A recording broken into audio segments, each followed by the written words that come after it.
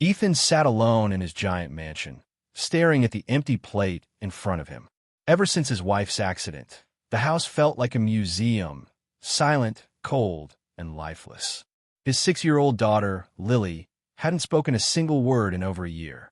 Doctors called it selective mutism, born from trauma. But Ethan only saw it as his greatest failure. All the money in the world, yet he couldn't bring back his little girl's laughter. That afternoon, while Ethan argued on the phone with another specialist, a quiet knock came from the back door. It was Maria, the new housemaid. She had been working in the mansion for only a few days, invisible like the paintings on the wall. Ethan barely remembered hiring her, but Lily noticed her. When Maria entered the living room carrying cleaning supplies, Lily was crouched on the floor, arranging her dolls in perfect silence. Maria paused, watching the little girl's serious face. Instead of ignoring her like everyone else, Maria crouched down slowly and whispered, "Wow, what a beautiful family you've made here." Lily looked up, startled. No one had spoken to her that way in months. Maria smiled gently and pulled something from her apron pocket. A small hand puppet, worn but colorful. "This is Mr. Bunny," she said, giving the puppet a silly voice. "He's shy just like you. But he told me a secret. He wants a new friend." Lily blinked, her lips trembling, but curiosity flickered in her eyes. Maria continued, sliding the puppet across the carpet toward her. "Can Mr. Bunny meet one of your dolls?" For a long moment, silence filled the room. Then Lily moved. She picked up her smallest doll, hesitated, and placed it gently in front of Mr. Bunny. Maria gasped playfully, "Oh, she's so pretty. What's her name?" Lily's eyes darted to her father, who was still on the phone in the corner. Then back to Maria. She opened her mouth and a whisper escaped. "Enna." The puppet clapped its little hands. Maria laughed softly. "Enna, what a perfect name." From across the room, Ethan froze. His phone slipped from his hand. For a second, he thought he was imagining it. His daughter, she had spoken. Lily's lips curled into the smallest, most fragile smile. It was the first smile Ethan had seen in a year. Maria didn't cheer or clap. She simply nodded, as if it were the most natural thing in the world. "Anna and Mr. Bunny are going to be best friends," she whispered. Tears burned Ethan's eyes. In just minutes, this humble maid had broken through a wall no doctor, no therapist, no amount of money could touch. And in that moment, Ethan realized his life was about to change forever. That night, Ethan couldn't sleep. He replayed the moment again and again. Lily's tiny voice breaking the silence. Maria's calm presence. The way hope filled the house for the first time in months. The next morning, Ethan found Lily waiting at the bottom of the staircase, clutching the same doll. Normally, she avoided eye contact, but now her eyes scanned the hallway, searching.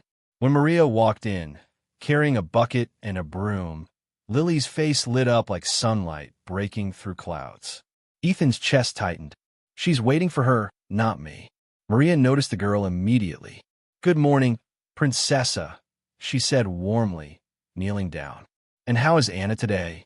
She wiggled Mr. Bunny again, and Lily giggled, a sound so soft yet so powerful that Ethan almost lost his balance. It was the sound he thought he would never hear again. Throughout the day, Ethan observed quietly as Maria worked. She wasn't just cleaning. She drew Lily into her world with small, thoughtful gestures. When she scrubbed the windows, she let Lily spray the bottle. When she folded sheets, she gave Lily a pillowcase to hug. And every time, Maria spoke to her as if she were a normal child, not a fragile patient. By afternoon, Lily was not only whispering but stringing words together. "Bunny wants cookie," she murmured, offering her toy to Maria. Maria gasped with delight. "Oh no, Mr. Bunny is greedy." She tickled Lily, who let out a burst of laughter so pure it echoed through the mansion. Ethan stood in the doorway, his heart pounding. His daughter was alive again. But not everyone would see it that way. Later that evening, the doorbell rang. Dr. Collins, Lily's therapist of nearly a year, stepped inside with her leather briefcase. She had seen little progress in months, yet she always reassured Ethan that time and consistency were the keys. When she entered the living room and found Lily drawing on the carpet next to Maria, her sharp eyes narrowed. "What's going on here?" the doctor asked, her tone clipped. Maria started to rise politely, but Lily clung to her arm. "Stay," she whispered. Ethan's throat tightened. He explained carefully. "Something happened yesterday." "Lily," she spoke. "She's been talking to Maria." The doctor's face stiffened. "Talking? With her?" She glanced at Maria, dismissing her instantly. "Mr. Knight, children in trauma require structured therapy. If you allow unqualified staff to interfere, you risk undoing months of professional work." Ethan frowned, but she spoke. "Isn't that progress?" Dr. Collins pressed her lips together. "Progress, yes, but dangerous. Children form unhealthy attachments easily, especially to outsiders. This maid," she said, eyeing Maria, "is not equipped to handle psychological healing." Lily's hand squeezed Maria's tighter. Her little voice trembled. "No, she's nice." The doctor stiffened at the interruption. Ethan's jaw clenched. For the first time, his daughter was defending someone she trusted. Maria lowered her eyes. "I didn't mean to interfere, sir. I just wanted to help her smile." Her humility struck Ethan deeper than any accusation. After the doctor left, her warning still ringing in his ears, Ethan paced his office. Logic told him to listen to the expert. Reputation, status, the opinions of his peers, all pointed in one direction. But his heart had seen something real. He looked out toward the garden, where Lily and Maria were drawing shapes in chalk on the stone pathway. Lily's voice drifted faintly on the breeze. "Look, Daddy. Son." It was the first time she had called for him in over a year. And in that fragile, hopeful sound, Ethan knew one thing for certain. No matter the cost, he couldn't let Maria go. The days that followed were nothing short of miraculous. Lily's words grew stronger, her laughter more frequent. She began naming things around the house: chair, window, flower. Sometimes she whispered them to her dolls, other times to Maria, and once, just once, she said, "Daddy." Ethan nearly collapsed from the weight of that single word. But joy never comes without shadows. Whispers started among the household staff. They had noticed the bond forming between Maria and Lily, and in hushed tones they speculated about how the maid was overstepping. One afternoon, Ethan overheard the butler mutter, "A girl like her doesn't belong in this world." The word stung, because deep down, Ethan feared the same. Still, he couldn't deny what he saw. Maria had achieved in days what years of therapy could not, and that frightened more than just the staff. A week later, Dr. Collins returned for her scheduled session. The moment she stepped inside, Lily ran. Not to her father, not to her toys, but straight into Maria's arms. Her voice, clear and certain, rang through the hallway. "Maria, Bunny wants story." The doctor froze, her eyes darting to Ethan. He opened his mouth to explain, but Dr. Collins raised a hand. "Mr. Knight, may I speak with you privately?" They retreated to his study. The doctor's voice was low, but sharp. "I warned you. This is exactly what I feared. The child is developing dependency on the maid. It's dangerous." Ethan folded his arms. "She's speaking. She's smiling. That's not dangerous. It's healing." Dr. Collins shook her head. "No, it's false progress. Trauma recovery requires stability, structure. This attachment is a distraction. And I must be honest with you, Mr. Knight. If you continue to allow this, you could be jeopardizing custody." Ethan blinked. "Custody? Of my own daughter? I'll be forced to report inconsistencies in Lily's care," she said firmly. "If the courts believe you're putting her in the hands of an unqualified person, they could intervene. I don't want it to come to that, but my responsibility is to the child's welfare." The words landed like a blade. For the first time, Ethan felt fear not just of losing Lily's smile, but losing her completely. That night, while the house slept, Ethan sat in a study with a glass of untouched whiskey. His mind was at war.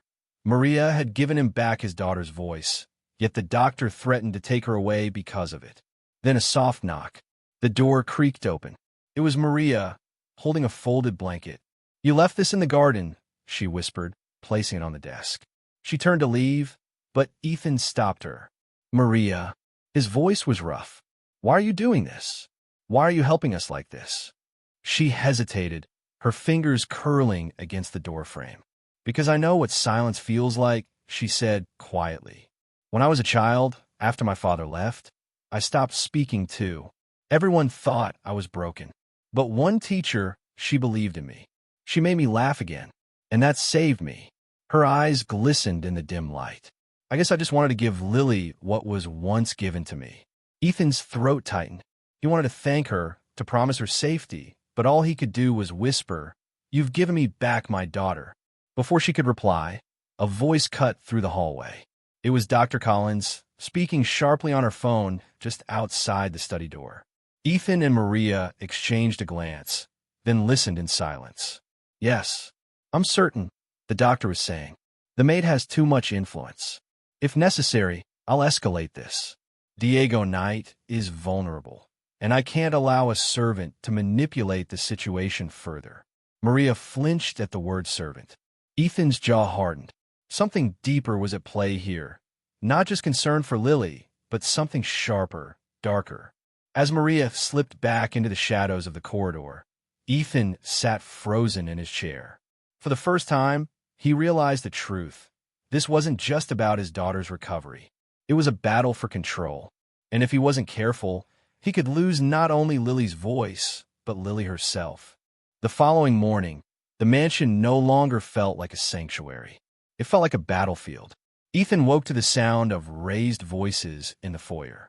Rushing downstairs, he found Dr. Collins standing rigid with a clipboard in her hands, facing Maria, who clutched Lily protectively at her side. "I told you," the doctor snapped. "It's not your place to involve yourself in this child's therapy." Maria's cheeks burned, but her voice remained calm. "I'm not trying to replace you. I'm just giving her something you can't. Comfort. Comfort." The doctor scoffed. "Comfort doesn't cure trauma. Professional treatment does." Lily's small hand tugged at Maria's sleeve. "Don't go," she whispered, fear trembling in her voice. Ethan's heart wrenched. He stepped between them. "That's enough." His voice was firm, more commanding than he had felt in months. "Dr. Collins, I appreciate your concern, but Lily needs Maria." The doctor's eyes narrowed. "You're blinded, Mr. Knight. Can't you see? This woman is manipulating your daughter, and you. If you don't set boundaries, I will." And with that, she stormed out, leaving a silence so heavy it seemed to crush the walls around them. Maria looked down, ashamed. "I never wanted to cause trouble. Maybe I should go." "No," Ethan said sharply, surprising even himself. He turned to her, voice softening. "Maria, since you came here, my daughter has laughed, spoken, lived again. You're not the problem.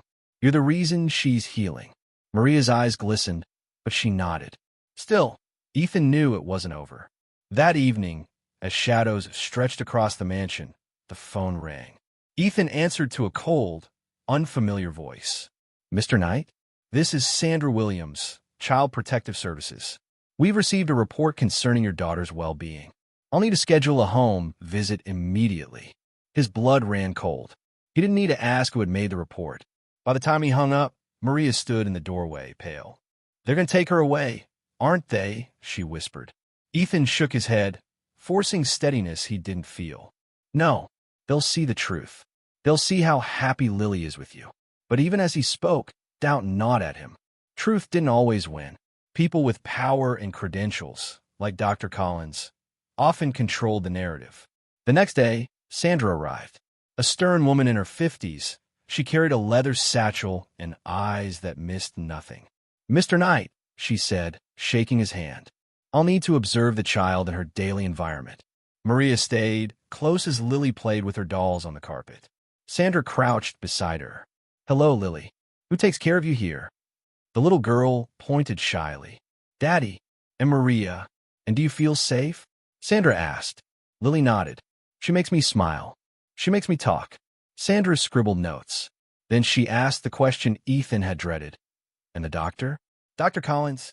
At once, Lily's expression darkened. She pressed against Maria's side. "Don't like her. She's mean. She says Maria is bad."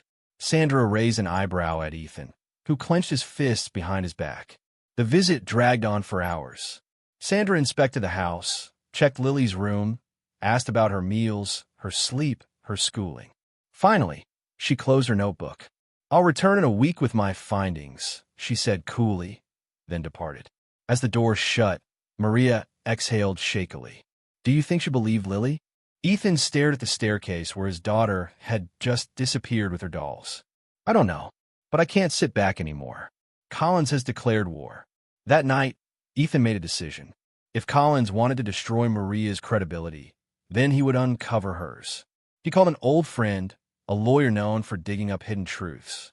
"Find me everything you can on Dr. Collins," Ethan ordered. "Her past cases, her methods, complaints, anything."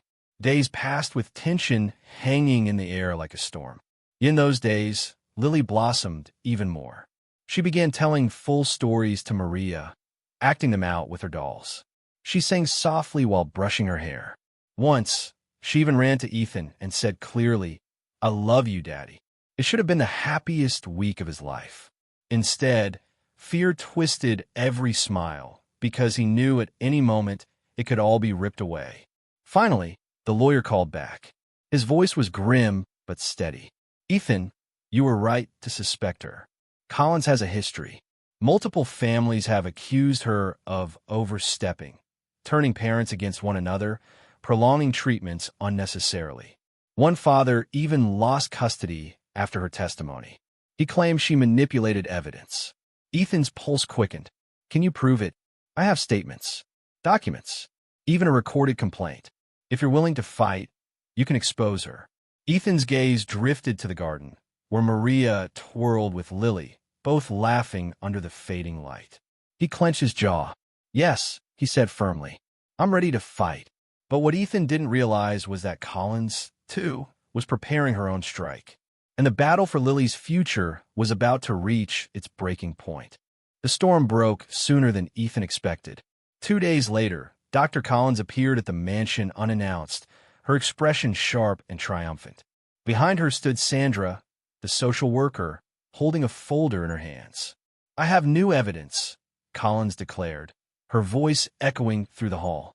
"This maid is manipulating your daughter, and if you don't remove her, custody will be reconsidered." Maria stiffened, her face pale. Lily clung to her arm, whispering, "Don't go." Ethan stepped forward, but Sandra raised a hand. "Let's hear her out. Dr. Collins, what evidence do you have?" Collins smirked. "Witnesses, records of unprofessional behavior, proof that this woman is unfit to care for a child." Ethan's lawyer, who had been waiting in the study, emerged with a thick folder of his own. "Interesting," he said coolly, "because I have actual evidence, complaints from multiple families, testimonies, even recordings of Dr. Collins manipulating parents and prolonging treatments for profit." Sandra's eyes widened. "Is this true, doctor?" Collins faltered, color draining from her cheeks. "They're lying. All of them." "Enough." Ethan's voice cut like steel. He turned to Sandra. "Look at my daughter. Look at her now." All eyes shifted to Lily. She stepped forward, clutching her doll, her little voice trembling but clear. "Maria's not bad. She makes me talk. She makes me laugh. She's my family." The room fell silent. Sandra closed her folder slowly. "I've seen enough. Mr. Knight, your daughter is thriving. There is no negligence here. In fact, I believe Maria has been essential to Lily's recovery." Relief washed over Ethan like a tidal wave. Collins's lips parted in shock, but no words came. Sandra's final words sealed it. "Dr. Collins, your conduct will be reviewed. For now, this case is closed." Collins turned on her heel and stormed out, her empire of control crumbling behind her. Ethan looked at Maria. For a moment, the world held still, the ticking of the clock, the soft hum of the chandelier, and then he whispered, "You saved us." Tears welled in Maria's eyes. "I just wanted her to feel loved again." "And she does," Ethan said, his voice breaking. "So do I." He reached for her hand, not as a master to a servant, but as a man to the woman who had given him back his daughter and hope. Lily beamed, hugging them both. "Now we're family," she said simply. And for the first time in years, Ethan believed it. Not a family built on wealth or reputation, but on love. Because sometimes the person the world overlooks is the one who can heal it.